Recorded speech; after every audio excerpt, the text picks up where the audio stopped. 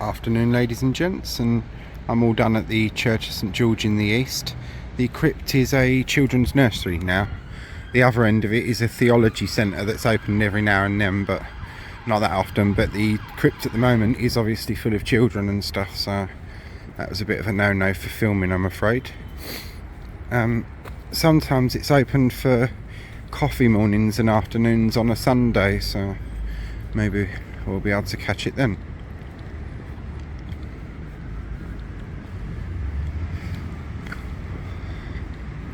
But this is a one of our on-foot tours. Should explain myself properly, shouldn't I? Yeah, this is an on-foot tour, basically from St George's in the East, and we're going to be examining a little bit of interesting history. Apart from this lovely church, which is gorgeous in its own right, isn't it? So. For anyone that's into my churchyard tours, and I won't be able to render that one down and put it on TikTok or Instagram because it is an hour long, or 58 minutes or whatever.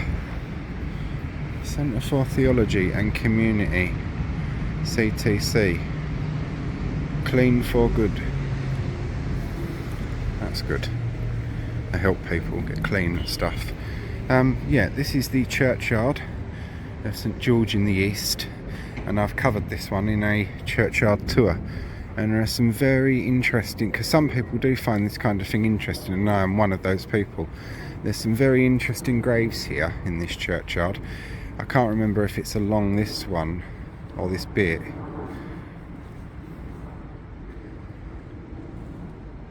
No, basically there's some graves along here. There are a particular grave with a young man that's mentioned in it, and he was killed at sea by the Spaniards. Is it this one? There we are.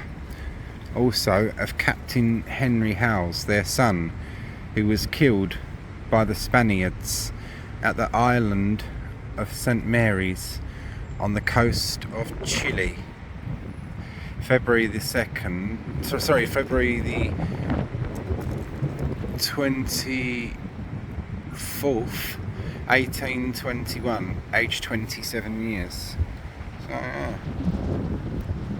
I'll picture that because that's a bit clearer now. This sun has changed its direction. Over here, this little building here was the parish mortuary for a very long time, and then in the very early 20th century it was turned into a museum, kind of education centre, shall we call it, for the poor. Nature study. There's a little plaque for it over here. Just over there, and I'm going to zoom you in on it, is the Battle of Cable Street mural. That, I've done a separate piece on that anyway, just on that Battle of Cable Street and that mural, so that's an interesting piece of history there. But yeah, this was the mortuary for the parish. I mean, it's a very large parish and a very large churchyard too. Quite a lot to cover. But yeah, St George's Garden, Nature Study Museum. This building, originally a mortuary, was converted to a nature study museum in 1904 and opened to the public. It closed during the Second World War, and although this was originally to have been temporary closure, it was never reopened and fell into disrepair. A restoration project is being planned, because as you can see, that is just a shell. So I did walk around the side bit to see if there's any, like these slits, if you could see through in there, and it is just a shell anyway, so not a great deal to see. And this monument in the middle there is the grave of a very, very rich family, parishioners. That one there, that one over there is the World War I and World War II memorial to the dead. War dead, of course. And you've got the gravestones that go all along there and all along there. They're even against the church walls, and because these ones are tucked against the church wall like this, they're pretty well preserved. Apart from that brown one at the end there, because it's made from sandstone, it's really blistered and worn away. But yeah, I shall pause you for a minute because I'm going to put a scarf on, have a smoke, and then we shall continue with our tour. Can't really do our main on-foot tour without one last glimpse at the Battle of Cable Street mural now, can we? So here we are. Description for this one and everything's in the separate piece which will appear on this one. Yeah, that's the Cable Street mural, which commemorates, of course, the Battle of Cable Street. Right, and I shall now pause you until we get back over to there where we were, and I'll see you there in a minute. There we go. One last look at the church. And now we're off ski. Hope you're going to enjoy our little on-foot tour. I may occasionally have to point you up or down, as if there's people around.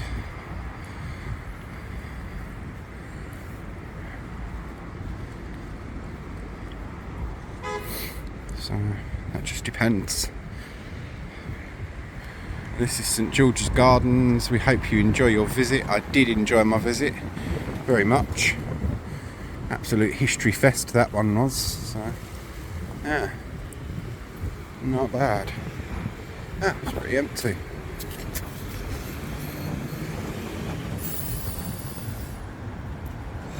This is a pretty unexciting Cannon Street Road, but down that way you get a view of the Shard, or the tip of it.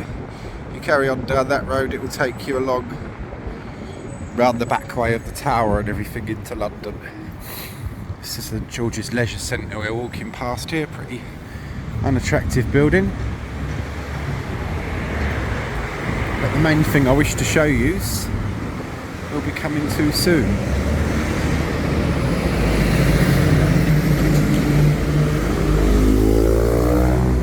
I found them rather interesting. Oh look, there's another church over there. Go and have a look at that in a minute. Later on.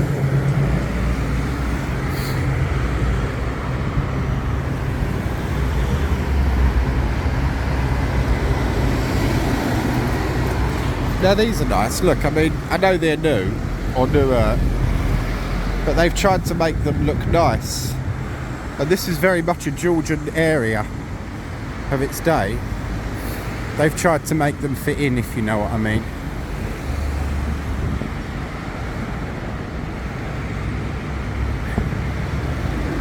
Our subject matters will be coming up in a minute.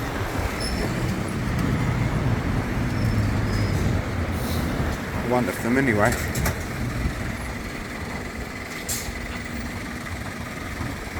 Right. Yeah.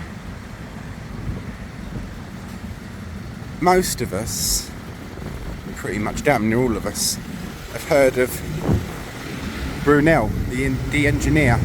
Isambard Kingdom Brunel is the most famous of them, but also his father, Mark Brunel. He was really every bit as prestigious as Isambard, but just didn't live long enough to see like the height of the Industrial Revolution. Anyway, the first tunnel under the Thames to ever be built was built by the Brunels. Began in the early to mid 1820s, and it wasn't really till the 1840s that the thing was completed properly. This is one of the ventilation shafts for it. There's another one over there at the end there, and there's another one over here which we're going to go and see in a minute. So I'll point you at this one here. There's some people coming along, and once they've done that, then we'll, you know.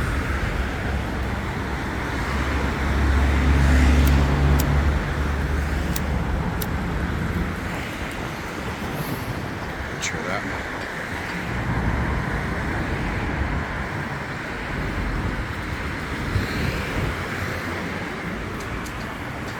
You'll have to point you down a minute. Oh, I'll pause you actually. There we go. And this is one of the larger ones. But these are the vent shafts for the Brunel's Thames Tunnel. A little bit of the history of that will appear in the video.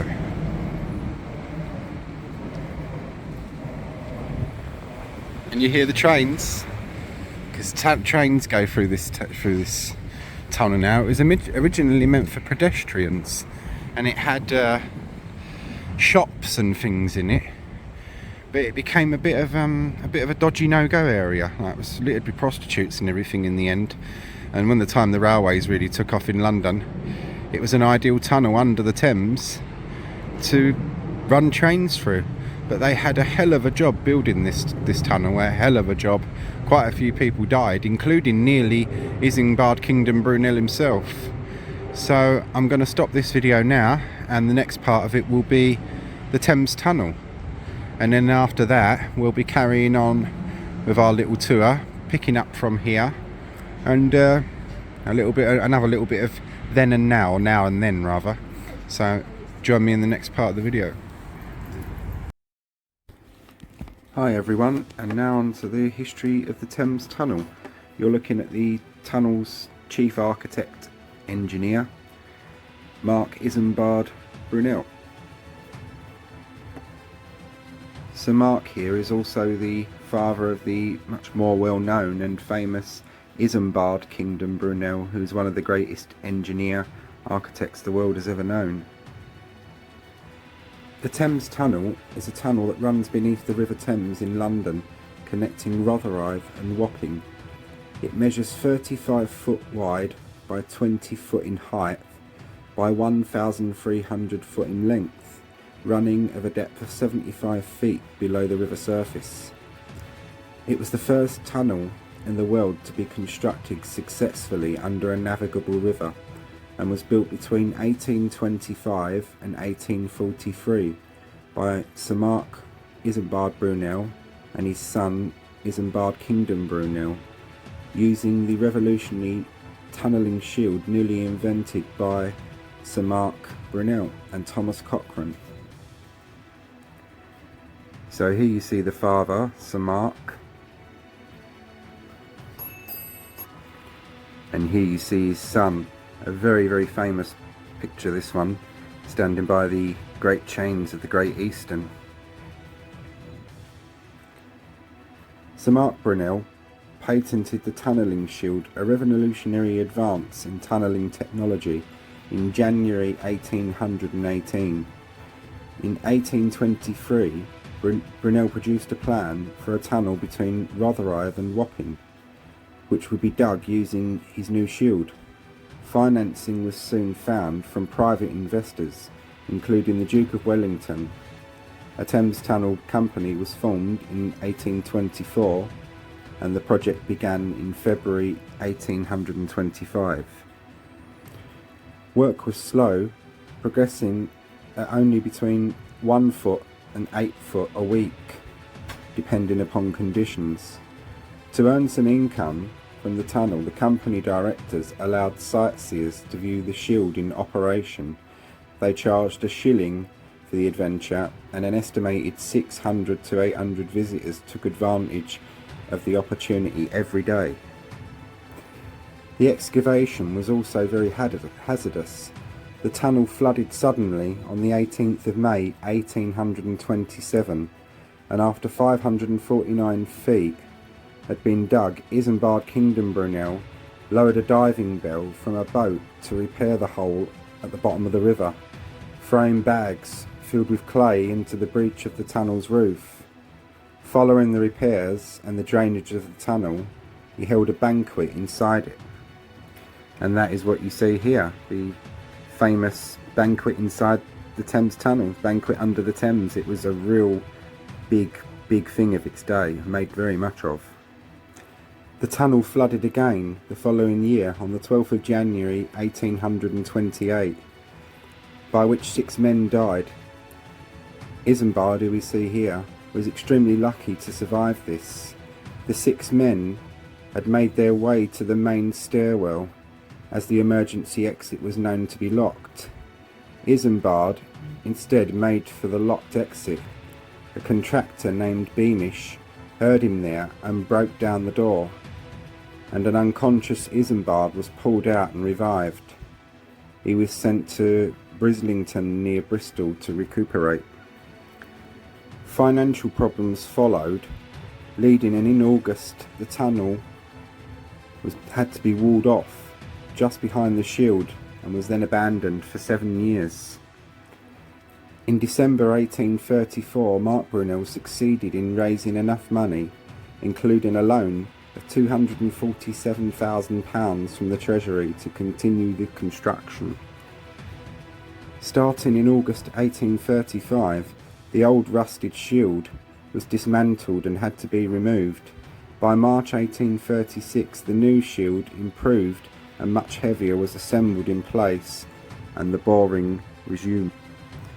Impeded by further floods, on the 23rd of August and the 3rd of November 1837, then on the 20th of March 1838, and on the 3rd of April 1840, fires and leaks of methane and hydrogen sulfide gas. The remainder of the tunnel was completed in November 1841.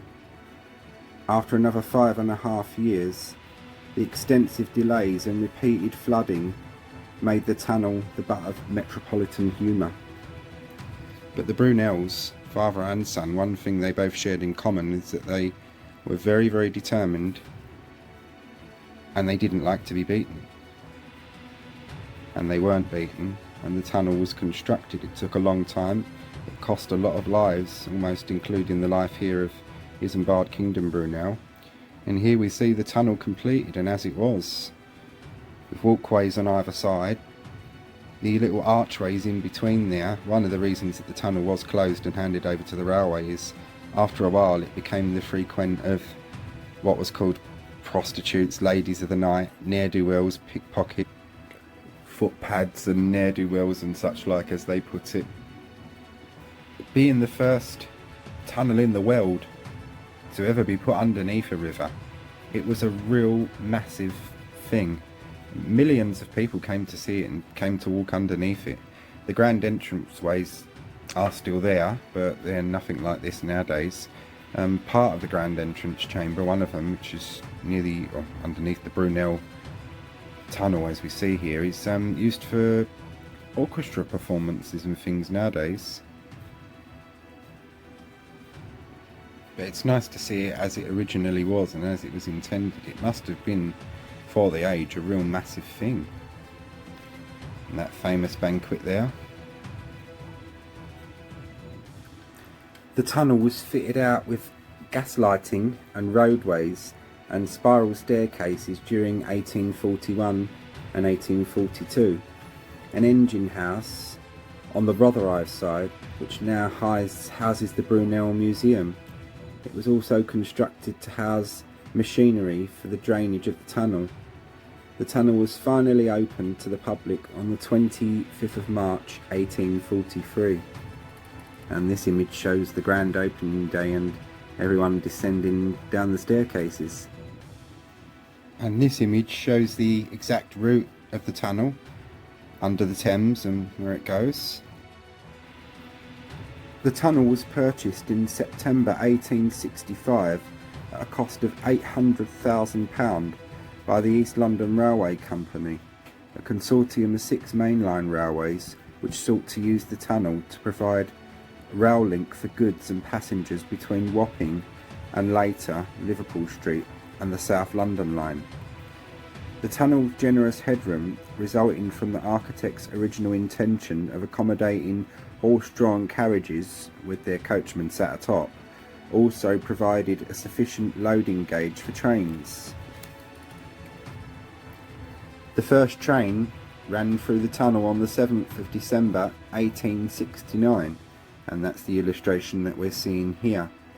In 1884, the tunnel's disused construction shaft on the north side of the river was repurposed to serve as Wapping Station. And ever since then, that is what the tunnel has been used for railway traffic.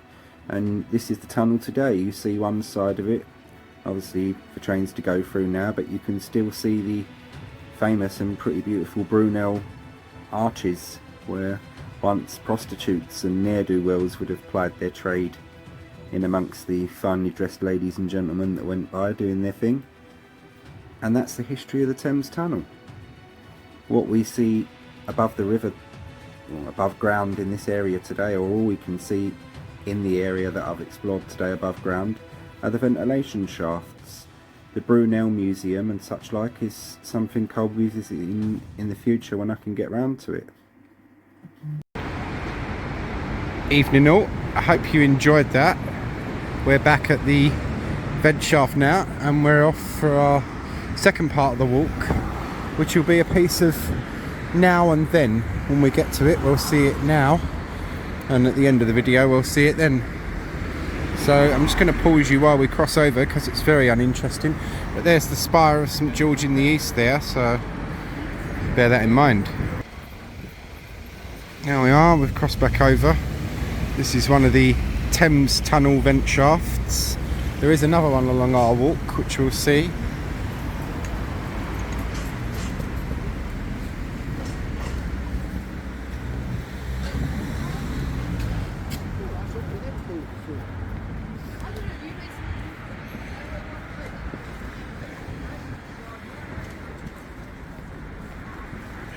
It's not far, it's just a little bit along here. There's no one coming now, so that should be okay.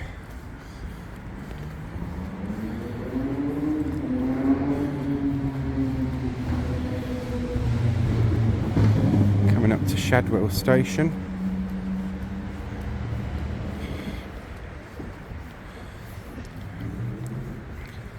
Dello Street we're on at the moment. Good old journey planner, it did me well today.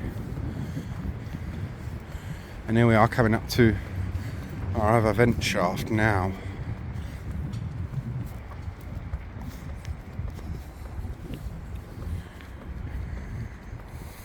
Here it is.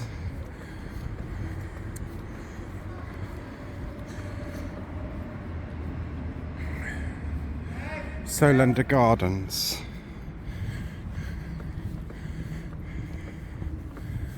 And this is vent shaft EO22 V131. And if you listen carefully for a moment, I'll pause you and start if it happens.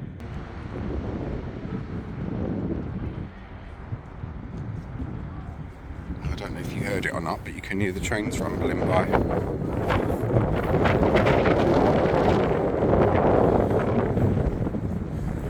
Which is interesting enough.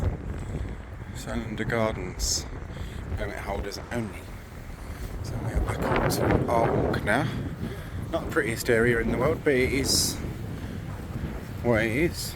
So, not much more you can say about it really, is there? Shadwell, bless it. Some interesting history popping about, but other than that, it's not very easy on the eye.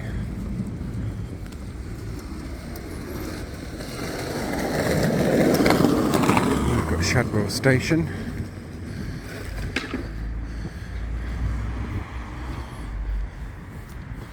Crossover Road.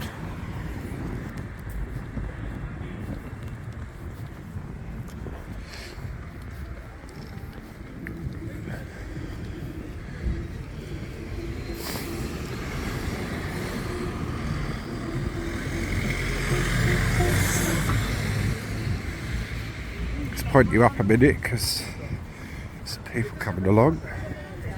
Get out of the road, and we're on Watney Street now, but we'll be coming up to our location in a minute. Point you up because there are some people about. But yeah, it's pretty much just your average East End street, but our second little bit of history is at the end of it. So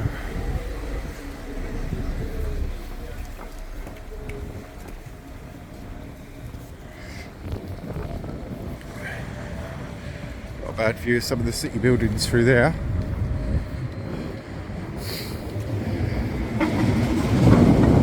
The old DLR. Bear this bridge and the DLR in mind for a future location.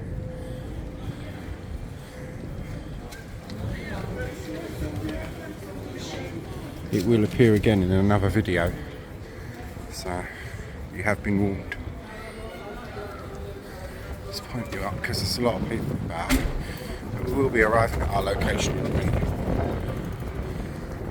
which is just up here. Quite busy today.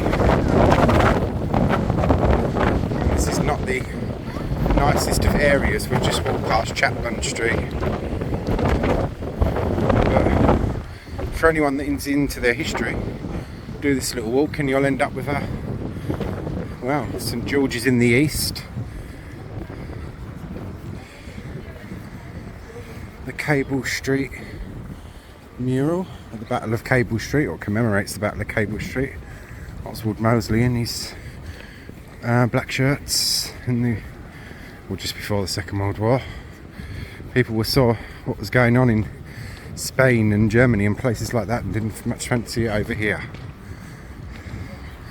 And we are about to arrive at our location in a minute, which is still open.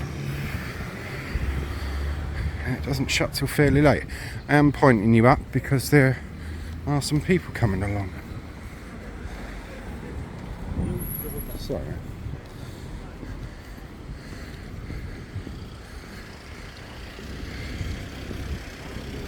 Off we go up these here stairs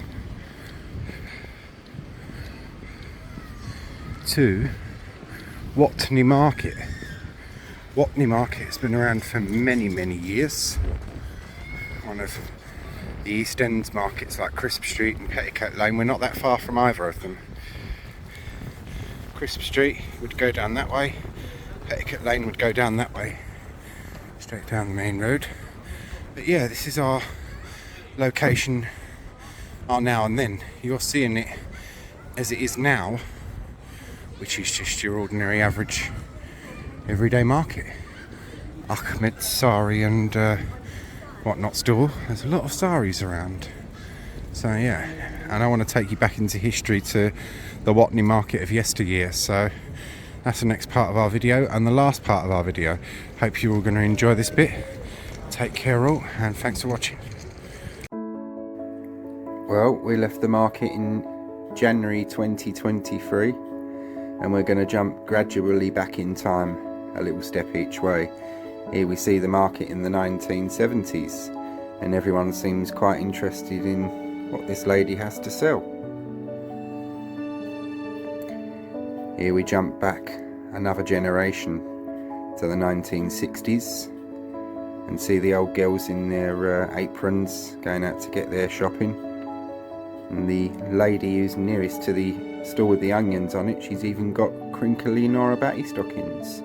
You wouldn't mess around with some of these ladies, they'd give you a good hiding.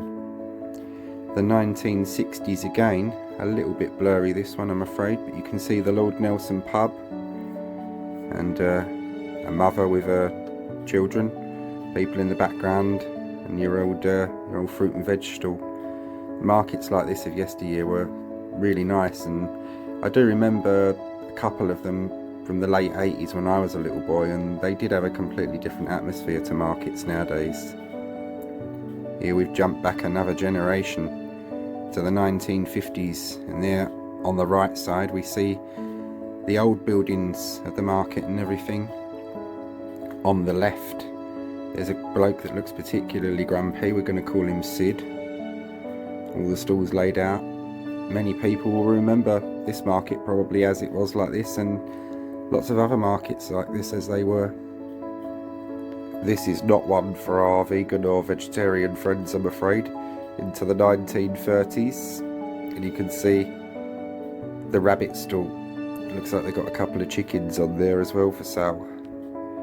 And the bloke, he's there selling, and the lady with what looks like the first stall on the Art Deco type hat in the far left. She's going to be buying something. And here we see a butcher and his family in the shop. This is the very late Victorian era, so late 1890s, very early 1900s. And unusually, you can see the couple on the left are both smiling, particularly the man, which is rare for a photo of this age. And the little girl in her white pinafore and that, she looks pretty happy as well. So when I look at old pictures like this, you like to kind of try and build a story of what their lives might have been like, and by the smiles on their faces, I'm hoping that they were quite nice. You can see the old legs of mutton and the joints of beef and everything before refrigeration. This is how meat was dealt with and sold. And here we jump back to our earliest era. This is a photograph that was colorized in its original day. This is the early 1890s and shows Watney Market, the commercial road end, and see the carts and things going through and the stalls out. It's a totally different world to what we see now. And that was our little then and now, and that ends our journey. Hope you all enjoyed this one. Thanks for watching.